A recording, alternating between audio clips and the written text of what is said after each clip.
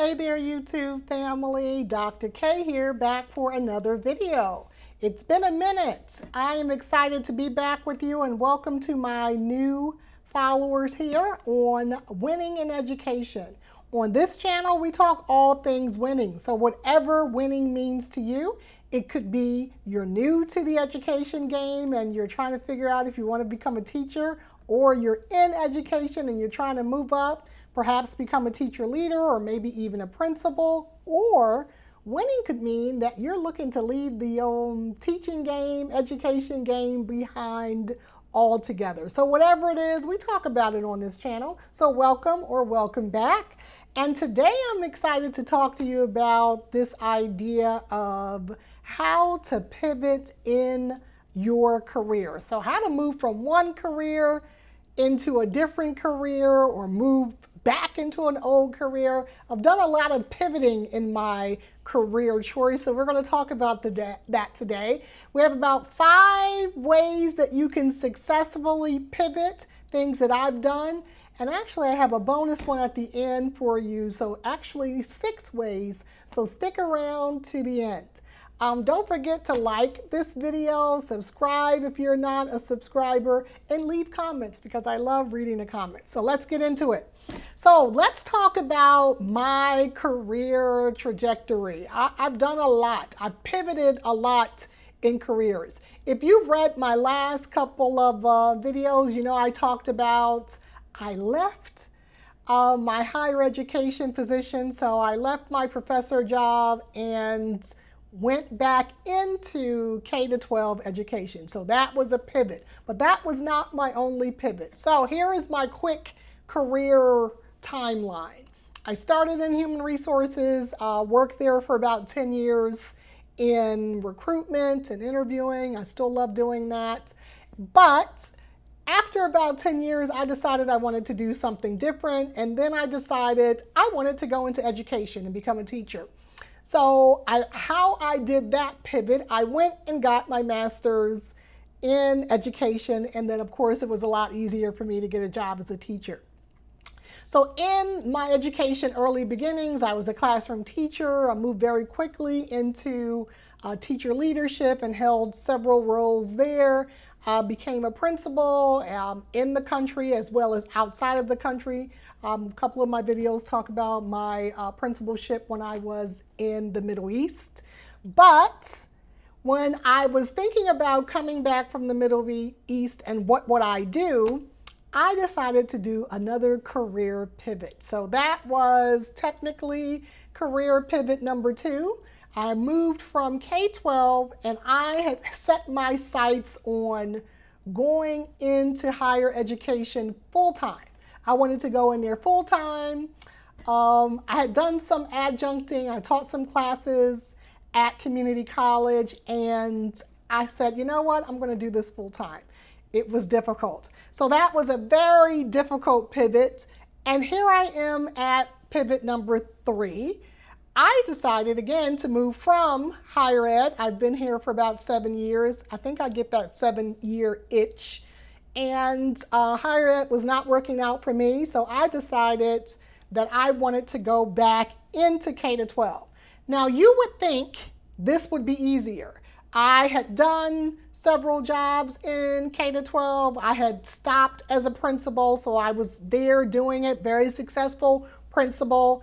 Went into higher ed, started working with new teachers, and the last 5 years I've been working training principals to be. So I was training future principals. You would think that me wanting to come back from higher ed into K-12, back into school leadership, would be easy. It was not. So I had to employ some of these secrets that I'm going to share with you today. But I'm here to tell you it can be done. Don't let anyone tell you that you can't pivot from one career to the next. I'm a project manager, I want to be in IT, or I'm in IT and I want to be a teacher, whatever it is. You can always pivot. So let's get into my top 5 ways that I have used to pivot from career industry to career industry, let alone different jobs. I've held a few jobs. All right, so number 1 really is all about mindset. You have to conquer your fear. Number one, conquer your fear. Don't let your fear overtake you and you just don't try. What if I fail? What if it doesn't work out? What if I don't like it? What if it's horrible, worse than where I am now? I'm jumping out of the frying pan into the fire. That's the saying, right? All of that. I thought all of that, and then I had to catch myself, right? I had to go to my toolkit and remind myself, you've done this before. You can pivot. You just have to persevere. So I had to talk myself out of the fear that I was feeling. So fear is going to be there, but you have to ignore it. Number one, you got to conquer your fear. Okay, number two, this is a little controversial, but I'm going to say it. Number two is you have got to ignore the haters or the doubt bringers. Everybody's going to doubt your decision, your professional circle, your personal circle, your significant other, people who mean well, right? Everybody has advice. Ignore them. Once you have made the decision that this is something that you want to do, you do it. I suggest if you are someone who gets a little upset about what other people say and how, what they think, and maybe I'm going to take their advice, just don't tell anyone, right? Don't tell anyone until after it's done. Oh, you left your job? Wow, yeah, I'm done. It's over. The transition has happened. There is no need now for the conversation. Now, I did tell people that close circle of friends, maybe one or two people at work, that I was thinking about this because I felt like it, I'm just going to tell them it is what it is. And, some people were okay with it. Some people had hating things to say. Oh my gosh, you're leaving the professor job to go back into K-12, isn't that? Whatever, next. Ignore the haters. Ignore the doubt bringers. You have got to be strong within yourself.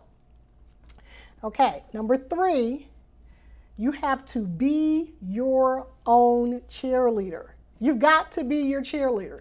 There may be times that you want to do things in your life and nobody's going to cheer for you but you. So you've got to cheer for yourself. I had to tell myself, you can do it on the days that it looked like it wasn't going to happen, right? You can do this, you can do it. Don't worry about it. Don't worry about that 12,000 rejections because I got a lot of rejections. Don't worry about it. You've got to stay the course, be your own cheerleader, pick yourself up. Now, it's great if you have an inner circle and significant other and, people, friends and family in your life that are cheering you on. But if they're not, you have got to be your own cheerleader. All right, so the first three were all about mindset. You've got to get your mind right because it can be a little difficult. I thought for me, or you would think that me with my skills, right? I've done teaching, teacher leadership, I've been a principal, I've been a professor of principals. It would be easy for me to pivot back into K-12. But what I found was, it's the same thing I found when I was moving from K-12 into higher education. It's this stigma that you're not good, right? You're not as good as we are. So going from a principal job, trying to become a professor, oh my gosh, you can't teach it. You're not good. You're not good like us. And then when I was trying to come back into K-12, it was, okay, you can teach it, but you can't do it. So it's that prejudice, that stigma that you kind of have to, fight down. So it was not easy for me by any means. So what were the tangible things I did? So first thing I did, took out my resume. And I looked at every single job, and I've had a few jobs, guys, that I've had, and wrote down the major skills of those jobs. The first thing I want to tell you for number 4 is to assess your skills, not the job title. The job title is meaningless. We know we have these titles, but we're doing 10,000 other jobs, right? You've got to take out your resume and put down your skills that you've accumulated over your entire job timeline. So that was number 1. I took out my resume, wrote down all of my skills. And then My second thing I did was went back, if I could find the specific job description of all of my old jobs or one that was similar to it, I pulled out those old job descriptions and looked at all the skills that were written in that job description that I may not have put down on my resume because maybe it wasn't relevant, and then I put those on a list. So I didn't worry about the job title. I worried about the skills that I had accumulated in every single job. So I had my current skills on my resume, and then I went back to the job descriptions for every job that I could find or a job description similar to the jobs that I have held, part-time included, in my entire job timeline, and wrote down those skills because those things you also did. And then my third thing I did here when I was assessing my skills was to go back and decide, what job am I actually applying for? I was at one point thinking maybe I'll just go back and try to get a principal job. It might be easier. And then it was like, no, I really don't want to be a principal. I want to be an AP. And I decided I wanted to be an AP of a high school. I don't have high school experience. I had K-8 experience, and I felt like high school would be something different, something new for me to learn. It would be exciting, but I had no experience in high school. So I said, okay, I have targeted the high school AP position, and then I started reading job descriptions, various job descriptions of high school AP position. And then you'll start to hear the buzzwords, right? You'll become accustomed to the buzzwords and the skills that they're looking for. So that's what I did. Assessed all of my old skills, identified what job I wanted and what skills were there, and then I started thinking about where was I a little light. And thinking about creatively, okay, they're asking for something specific. Did I ever do that? Did I volunteer doing something like that? Is that just something I never wrote down? You really want to figure out what the gap is, because you're going to have to speak to the gap when you are interviewing. Hopefully you'll get to the interview stage. That's where you're trying to go. So that's what I did. I had my old skills. Here is the new skills that I need. I kind of highlighted where the green, where they overlapped, and then in yellow, these are some skills I really need to maybe brush up on. And then I kind of started doing some YouTube University videos and just kind of getting the lingo down. So the next thing I did after assessing those skills, and I have my notes here, you want to start thinking about tangible examples to sell yourself in the interview. And here's why I say that. When you're assessing your skills, it's not just saying in an interview, oh yeah, I can do that. I can interview. I've done interviewing before, right? I had an interview today. We are looking for a high school counselor. So I'm on the interview committee. This is week 2, but I've done interviews forever. So I'm on this interview committee, and we're interviewing this young lady. She had done counseling for about 7 years, so she was qualified. What she was not qualified in is interviewing, because she would say, oh yeah, I can do this, and I've done that, but then not give us any specifics. So I went back over my notes, and that was kind of highlighted in every question. She touched at the surface level. Tell us how you would handle multiple priorities, what strategies would you put in place to be able to deal with, multiple competing priorities in a day. What have you done? Oh, I've done that before. I'm really good at that. I'm good at managing multiple priorities. I've done that before. Okay, how did you do it? So here is what you need to do in the interview. This is when those skills you identify, now you got to think of specific examples. So for example, if they were saying, oh yeah, I can interview, I'm good at interviewing, I've been on several search committees. Specifically, the last couple of search committees I'm on, we were using this type of interview questions, and we got together as a group and we built the interview questions. And you have to paint the picture to the interview team that you've done it. Not that you can do it. I've already done it. You got to paint that picture. So the time to start thinking about specific examples of your skills is before the interview. There was some time today in that interview, a couple of times where we asked this young lady a question and she was like, let me think. Like, okay, let me think, but then give me something brilliant because now I know you're thinking, and then you come back with, yeah, well, I've done it. I can't really think of a specific. That's not the time for that. So you have got to go in there with, here is the major part of the job description, the job I've targeted.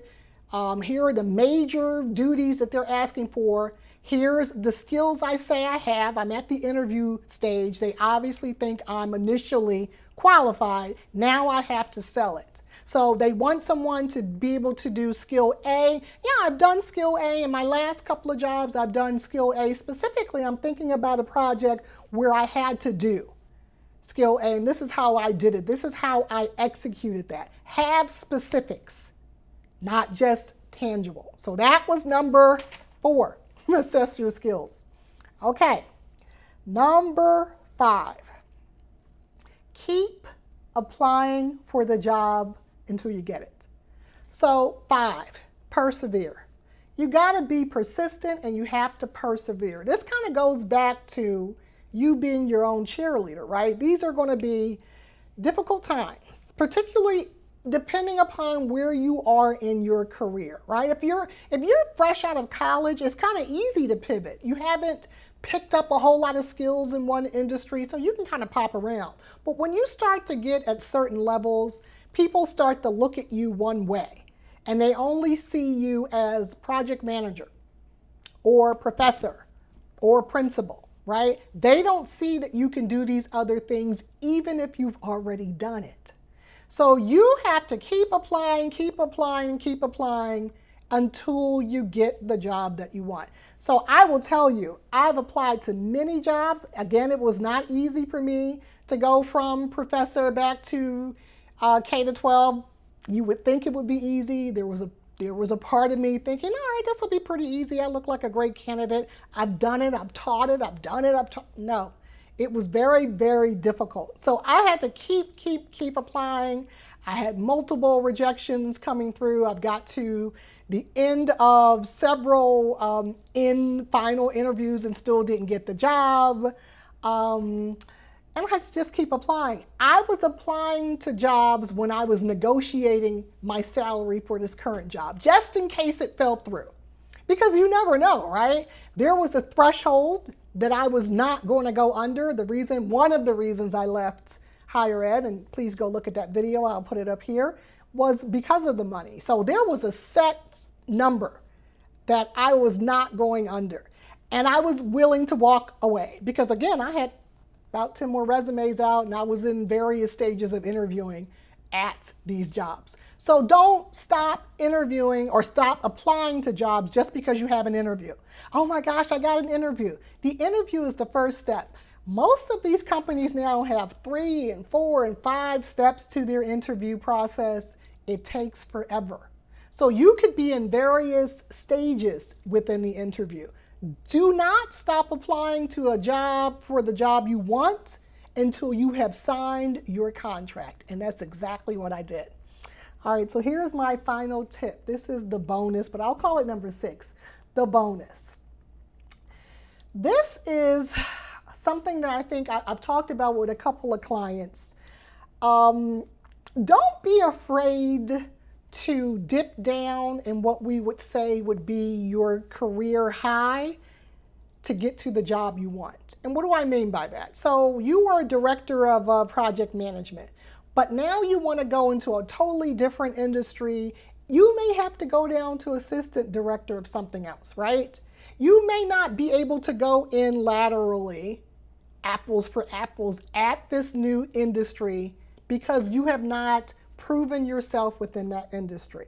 So I had already made up my mind that, okay, number one, I didn't want the principal job, but even if I had wanted the principal job, I may have to go in as an assistant principal or even a teacher leader so that I can prove myself and then move myself back up. I was perfectly willing to take it down a couple of notches as long as the money was right.